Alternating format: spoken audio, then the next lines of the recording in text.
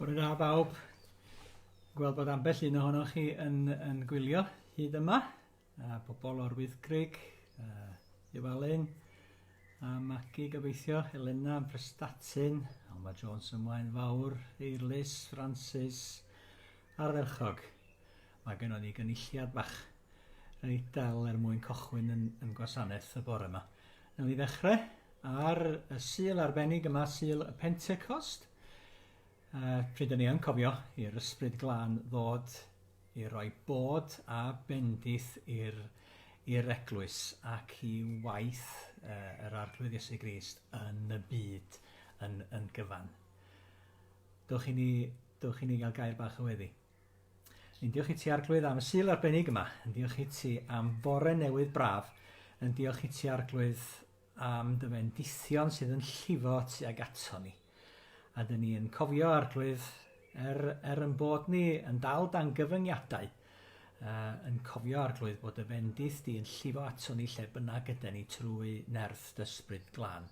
Dyn ni'n diolch i ti arglwydd bod Ysbryd glân yn dal ar waith yn plith ni, yn dal i lifo ac yn dal a'i waith i'w wneud ac i'w gyflawni. Neu di y bore yma, yn bendithio ni wrth i ni edrych ar dair, neu di agor yn meddyliau'n calonau, neu di ddangos yr arglwydd Iesu i ni, neu di beri bod na syched na'n calonau ni am gael profi mwy ohono ti ac am gael sychedu am Ysbryd glân. Mwyn Iesu Grist. Amen. Rwan te, amryw ohonoch chi wedi dod i mewn tra oeddwn ni'n cael llygyd yn y fan yna. Ac wedi newid yr scenery tu ôl i ni. O'n i'n meddwl bysa'r llun yma tu ôl i ni yn fwy addas ar gyfer heddiw yma. Calon ar dan ac mae yna ffrydiau. Mi gyfrifwn ni nhw fel ffrydiau o ddŵr bywiol yn llifo allan o'r galon yna. Welwch chi'r llun a'r bennill yna wedi'w roed arno arglwydd dyma fi. Ar dy alwad di, canaf enaid yn y gwaith a gaed ar galfari, bod yn holl fendithio ni'n llifo oddi wrth gael yr aberth ar galfari. Diolch i Sioned Glyn am y llun yna ac i arawn am ei roed o'n anreg ryw dro yn ôl. Rwan te, mi ganwn ni emyn i gochwyn. A'r emyn ydy Grif 184, dyroi ni weld o'r newydd mae ti arglwydd i wein rhan a'i dy bresenoldeb hyfryd gyda thweision i bob man. Tyr di lawr, arglwydd mawr, rhod y fendith yma nawr. Rhif 184.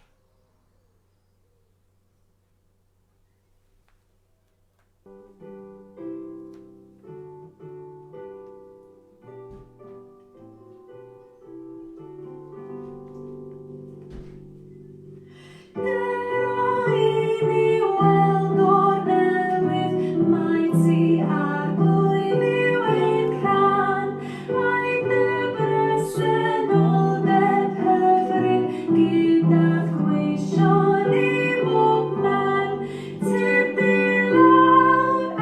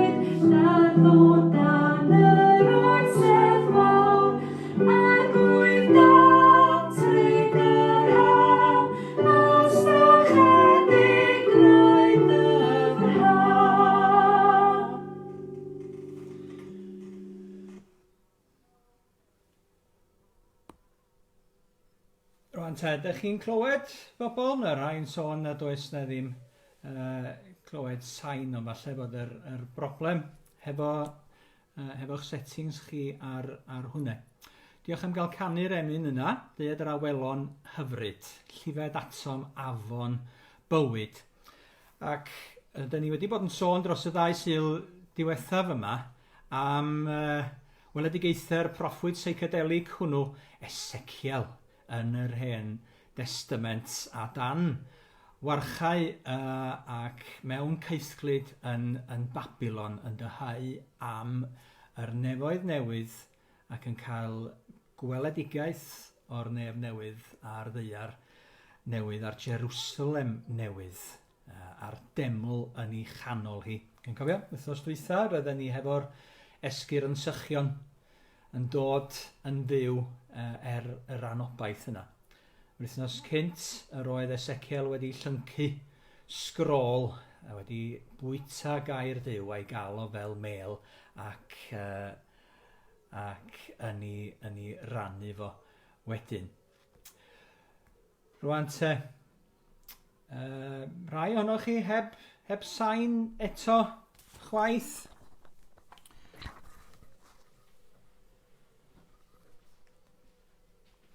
Llaw i fyny os oes genoch chi sain, rowch arwydd. Alma'n dweud nad oes na ddim sain, Gareth yn dweud bod y sain yn iawn. Rhyfedd o fyd. Nawn ni ddyfal barhau. Does na'n byd allwn ni wneud efo yma yn y gysnan? Gwisgo fo. Nawn ni roi hwn yn nes. Nes eto. Nes, efo. Nes eto.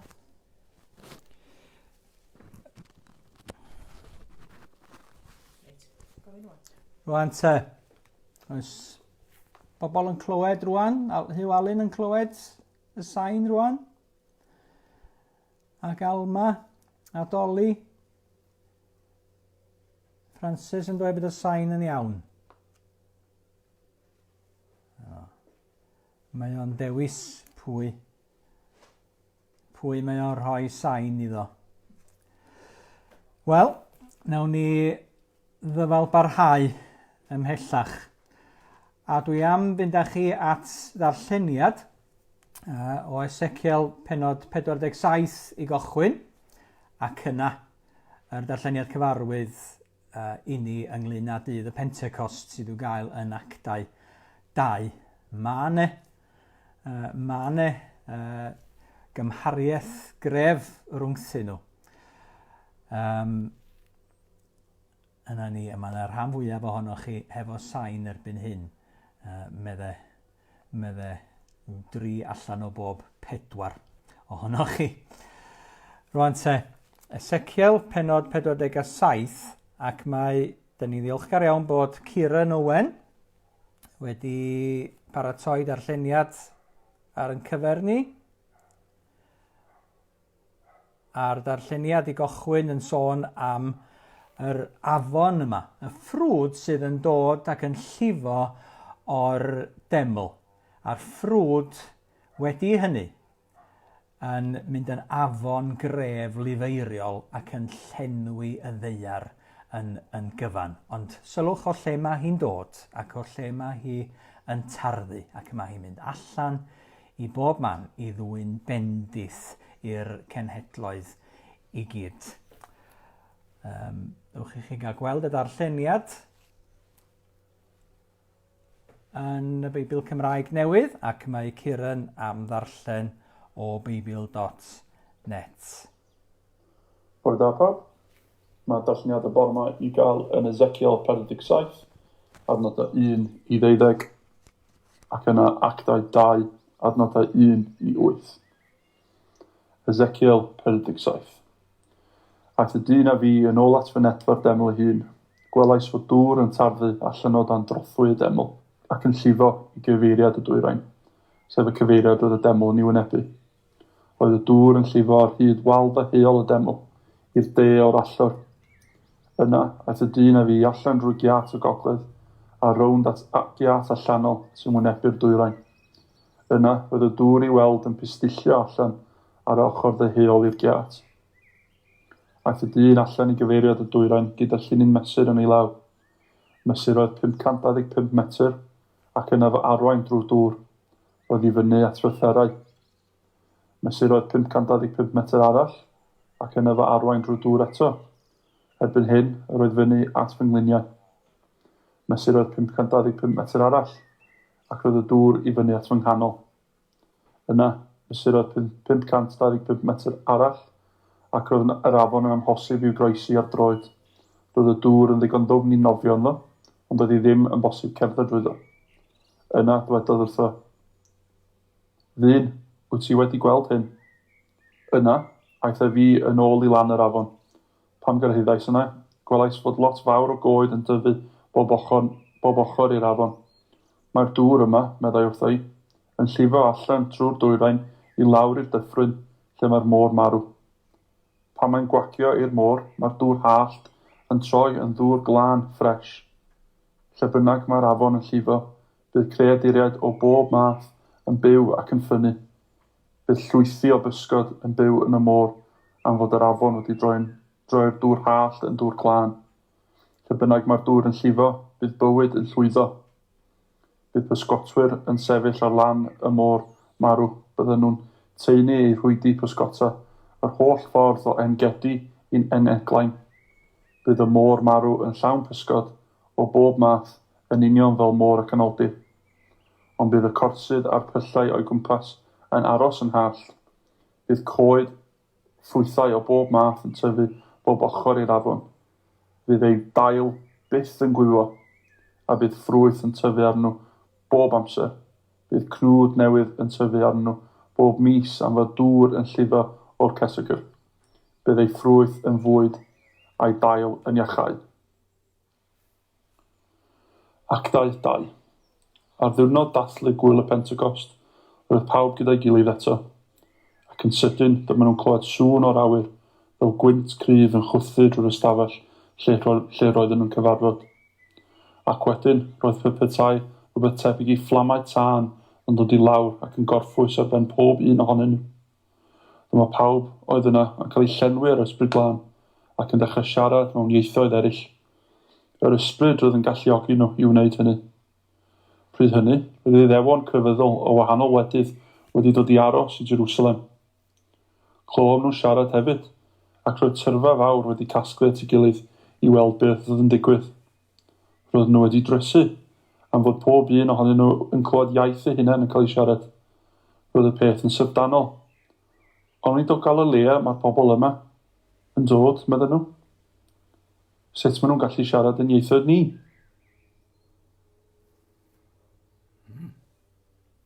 Diolch yn fawr i Ciaran am y darlleniad yna. Rwan te, ydych chi'n nabod y dyn yma? Mae'n dweud pwy ydi o? Thomas JOnes o Dinbych ydy'r dyn arbennig yma. Dyn ni'n cofio bod ni'n 200 mlwyddiant i farw fo lenni.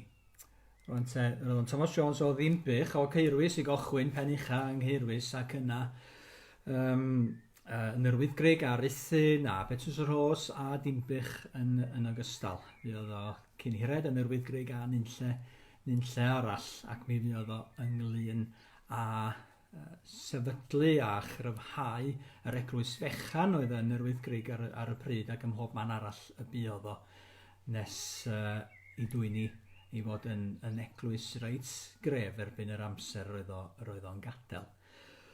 Rwan te, ar ddydd y Pentecost, dyn ni'n cofio bod ni'n dal yn bobl y Pentecost. Mi roedd y disgyblion cyntaf yna yn disgwyl am rhywbeth newydd, yn disgwyl am fendith, ac maen nhw'n cael y fendith i lenwi'r hen drefn ac i newid yr hen wyl y Pentecost yn rhywbeth newydd ffres. Mae Duw yn parhau i beri bod ni'n disgwyl oddi wrtho fo ac yn disgwyl am bethau newydd o hyd i ddod oddi wrtho fo. Pobl y Pentecost ydyn ni fod eto. Ac mae Thomas JOnes yn emynydd, yn llenor, yn ddiwynydd, yn fardd, yn athronydd, yn bob math o bethau mewn gwirionedd yn ddyn, yn academydd mawr, ond yn agos iawn at i bobl y Cymnidog. Ac mae wedi sgwennu nifer o emynau. Dych chi wedi clywed rai ohonyn nhw dros yr misoedd dwythaf yma. Dyn ni am ganu un ohonyn nhw eto sydd yn sôn am yr afon fawr yma, sydd yn llifo allan i'r anial cenhedlig. Ac mi gliwn ni'r emyn yn cael ei chanu o arwain fy enaid i'r dyfroedd. Y dyfroedd sy'n afon mor bur, y dyfroedd sy'n torri fy syched trymed fy nolir am cyr. A sôn am yr afon arbennig yna hefyd, da iawn i bechadur fod afon a uwch yr aflanaf yn wyn. Ac mi newn ni roi sylw i'r hyn mae o'n i ddweud y mae'r afon yn ei gyflawni wedyn hefyd. Ewch i ni ganu.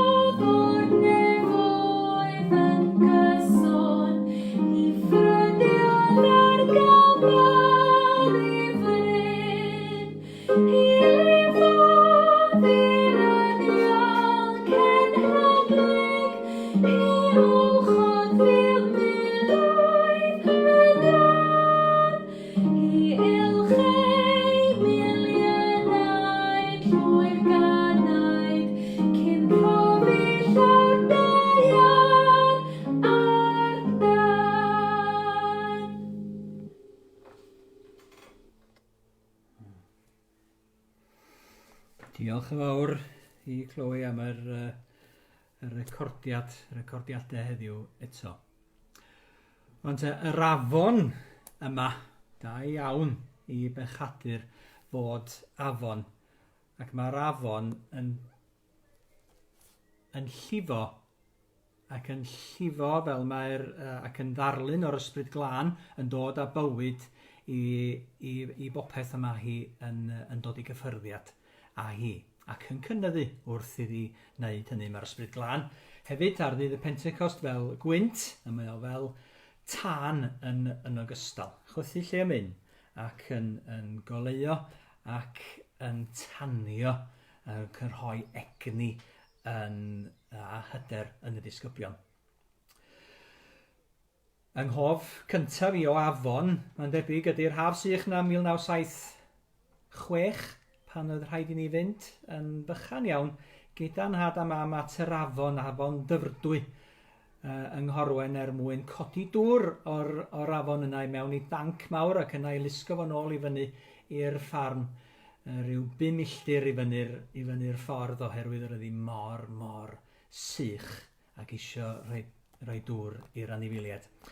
A gorfod gwneud hynny bob rhyw 2 ddiwrnod, mynd i lawr at yr afon i godi dŵr. Ac yn dal i gofio, gallu cerdded i mewn i'r afon yna gan cynlleiad o ddŵr oedd ynddi hi. Nid felly yma hi ar yr afon Dyfrdwy yn aml iawn, ac yma hi'n ffrydio ac yn gorlifo yn gallu gwneud hefyd. Llawer ohonoch chi wedi wedi'ch magu wrth ymyl afonydd neu ar ryw afonydd arbennig gennych chi. Ond dyma'r afon y mae Eseciel yn sôn amdano fo sydd yn afon yn dda i chael. Yn dda i chael am ei bod ti yn golchi yr aflanaf yn wyn. Am ei bod ti yn cynnig gobaith i ni.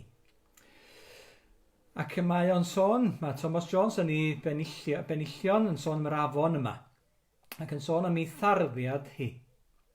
O lle mae hi'n dod, yn lawer yn olrain tarddiad afonydd, dwi'n cofio mynd i fyny ar y berwyn i arwain neu olrain tarddiad yr afon Ceiriog. Ac roedd i fyny yn y fan honno ar y berwyn a'r man wedi i nodi yn y topia yna, yn y fan yna. Lle mae'r afon yma yn tarddu, afon bendith Duw. Mae hi'n tarddu, medde Thomas Jones ac medde Eseciel yn ei ddarlun hynod yn y fan yma o'r deml newydd yma. Mae hi'n tarddu o dan yr uniog y deml.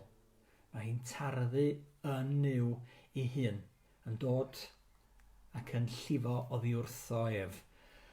Mae yna gymaint o dan ac yn mhresenoldeb Duw, nes bod o'n gorfod llifo allan. Cariad yw Duw, os cofiwn ni, dyna'r dyn ni'n ei ddysgu am Duw. Ac mae'r cariad yna yn cario ymlaen i roi o hyd ac o hyd ac i lifo ac i fod isio bendithio. Ac mae o'n gorfod llifo allan, yn gorfod cael i allanfa, ac mae o'n llifo o dan yr hiniog. Ac mae o'n dod oddi wrth Dduw ei hun. Yr ysbryd yna sydd am bendithio a newid a roi bywyd i'r byd. Ac mae o'n ffrydio, wedyn mae o'n pasio heibio yr allor ar ei ffordd o'r deml. Yr allor oedd yno o flaen yr fynedfa i'r deml lle roedd presenoldeb Duw. Ac mae Thomas Jones yn sôn fel mae o'n ffrydio. Hi ffrydiodd ar galfar i fryn, yn ffrydio wrth yr allor yna, yn llifo yno, yn byblo i fyny. Fanno mae hi'n dod yn rhywbeth sydd yn mynd allan wedyn ac yn bendith i eraill. Yno mae hi i'w gweld yn dod allan. Ac ar galfar i yr ydyn ni'n yn gweld holl fendithion Duw i'r byd, cariad Duw tuag at y byd, yn dod tuag ato ni canys felly. Carodd Duw y byd fel yr hoddodd efe ei unig anedig fab, fel na cholle'r pwy bynnag agredon nhw, ond cael ohono bywyd tragwyddol, isio bendithio y byd yn gyfan, drwy aberth Iesu Grist, a trwy fywyd ef wedi roi trosom ni. Ond trwy'r ysbryd rwan, mae Iesu wedi mynd i'r nef. O'r fan honno mae'r afon yn tarddu. Oherwydd ei aberth ef trosom ni, y mae hi'n ffrydio tuag ato ni. Ac trwy ysbryd glân, yr ysbryd yma mae o'n ei roi i ni ac yn rhoi i'w eglwys, yma hi'n llifo, yn llifo allan. Ac yn dod yn afon gref lifeiriol. Nid rhyw ffrwd fechan fel sydd gennym ni yma yng nghefn yr ardd, ond yn cochwyn felly ac yn dod wrth iddi hi fynd allan yn bendith ac yn afon ddofn nes mae hi tu hwnt i fesur yn y diwedd a does na ddim byd i'w wneud ond mentro i nofio ar ei hyd i. Mae hi rhy ddofn i'w cherdded ac i'w rhydio i'w gerdded ar ei thraws. Ac mae hi'n llifo allan i'r anial cenhedlig. Be mae hynny'n feddwl? Medde Thomas Jones. Mae hi'n llifo allan yn ôl Eseciel i'r lle yna rhwng Jerusalem a'r môr marw oedd yn anialwch llwyr. Dwi'n ddim afonydd yn Jerusalem, lle sych iawn a mynyddig oedd o. A lle diffaith ydy'r môr marw. Dyna dyna'r enw felly, môr marw. Ond mae'r afon yma yn dod â bywyd i'r lle diffaith yna. Bywyd i'r anialwch. Nes peri bod yna bysgotwyr a bod yna bysgod felly yn y dyfroedd yma sydd yn cael i golchi a'i puro gan yr afon yma. Ac mae y ffaith bod yr afon yma'n llifo allan i'r anial cenhedlig yn arwydd o fendith Duw. I'r holl genhedloedd fel dyn ni'n ei weld ar ddydd y Pentecost, mae Duw isio cyffwrdd ac isio dwyn bywyd i bawb. I'r holl genhedloedd mae yna bobl o bob cenedl yn yr cylchoedd yna a'r byd fel yr oedden nhw'n gwybod amdano fo ar y pryd i'w cael yn Jerusalem ar ddydd y Pentecost ac maen nhw'n clywed am bawrion weithredoedd Duw yn eu hiaith eu hunain ac maen nhw'n clodfori Duw yn yr ieithoedd gwahanol yna'r clywed y disgyblion yn gwneud hynny ac maen nhw'n mynd yn ôl wedyn wedi dod dan ar gyhoeddiad o'r Ysbryd Glân wedi i bedyddio yn enw Iesu Grist ac maen nhw'n cael eu hanfon i'r llefydd y daethon nhw ohono fo yn fendith i'r llefydd yna. Ac felly fel y mae'r afon yna yn llifo ac yn golchi hefyd. Dyna diw gwaith hi, mae hi'n golchi'r miloedd yn lan. Mae hi'n llifo i'r anial cenhedlig. Felly, dyn ni'n cofio bod Iesu Grist wedi dod nid mwyn yr rhai oedd yn iawn, ond mwyn y cleifion y deithi mi, medde fo. Nid mwyn yr rhai sydd yn iach, ac mae o'n cael ei hun ymhlith pechaduriaid, a phobl na fydde pobl eraill yn ymwneud â nhw, ac mae o'n cael ei hun yn bendithio y bobl yna ac yn dwyn iachawdwriaeth atyn nhw fel ddigwyddodd yn hanes Sychais ac amryw byd o rai eraill gyffyrddwyd gan ras ein harglwydd Iesu Grist. Mae o'n golchi. Mae o wedi golchi'r miloedd yn lan. Mae Pentecost wedi bod, mae'r 3,000 wedi bedyddio bryd hynny ac wedi'w hanfon allan. Mae Thomas JOnes yn dweud yn yr emyn yma, hi ilch ei miliynau'n llwyr ganaidd. Mae yna waith eto i'w gyflawni. Mae'r Pentecost wedi bod, ond nid rhyw ddigwyddiad unwaith ac am byth rwsyd oedd hwnnw, ond mae'r gwaith i barhau eto. Ac mae gennym ni waith hefyd i fod ynglyn ar llifo yma, i fod ynglyn ar rhannu yma.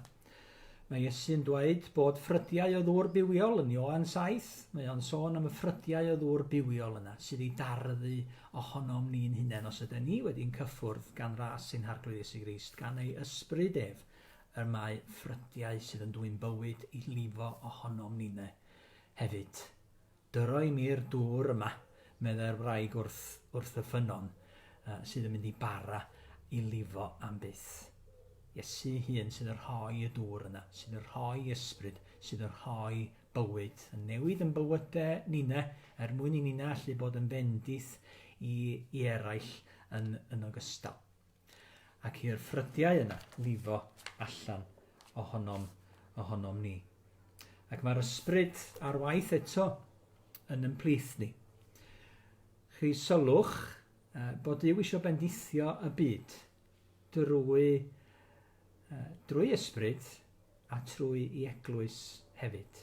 Mae o isio, fel dyn ni'n gweld o'r darlun yma, llenwi'r byd a bendith wrth i'r ffrwd yma, ffrwd y bywyd, lifo oddi wrth Dduw ei hun ac allan o'i deml ac o blith o'r lle sanctaidd yna ac o blith ei bobl hefyd i gyrraedd pob man.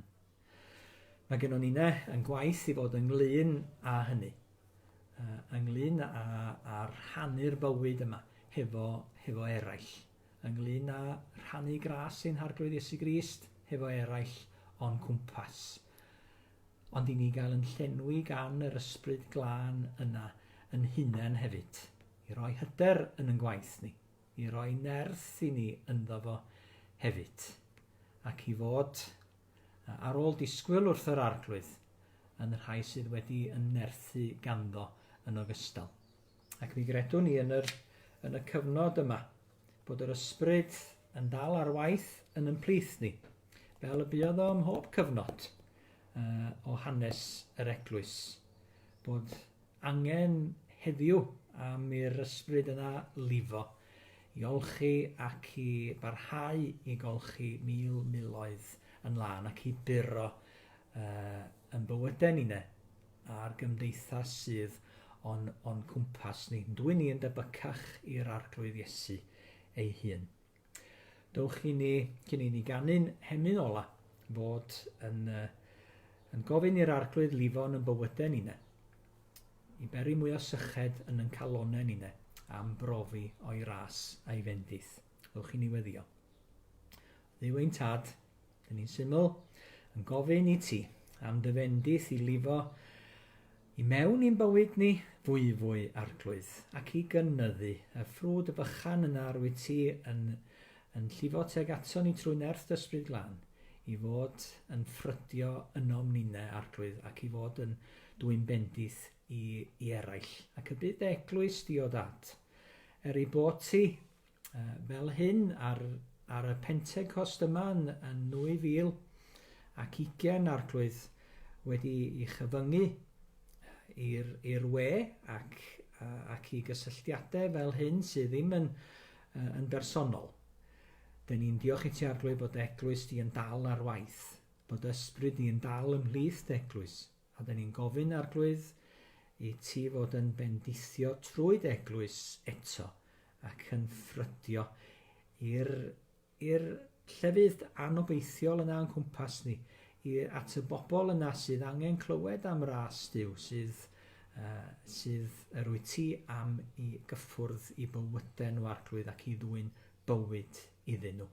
Dwg dy fywyd atom ni, dwg dy fywyd a lledaena dy fywyd, llifed afon gras yn gryf yn ymplith ni arglwydd.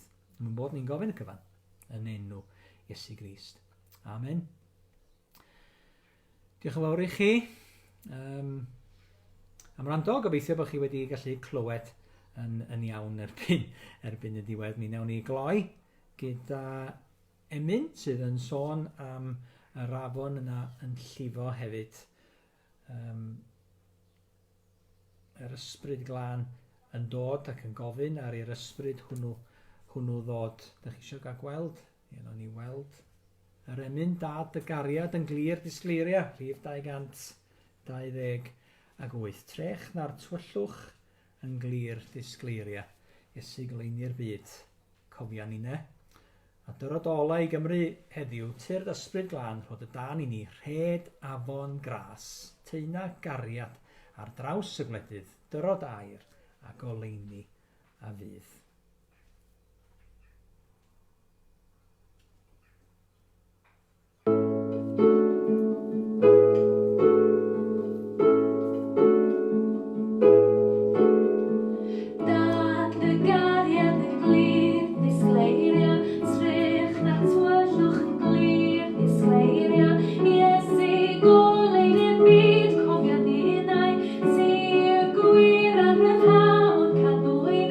Gwir